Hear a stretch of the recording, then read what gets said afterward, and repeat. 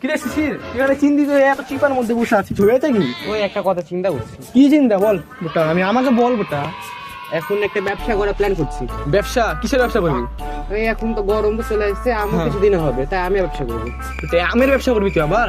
তুই বেটা ফার্স্টে করলি লিচুর ব্যবসা, হ্যাঁ, তারপরে করলি জুসের ব্যবসা, হ্যাঁ, তারপর হলি রাজমিস্ত্রি, হ্যাঁ, তারপর করলি আবার জামা কাপড়ের ব্যবসা। হ্যাঁ বেটা, কত ব্যবসা করবি আমি বুঝলাম না তো।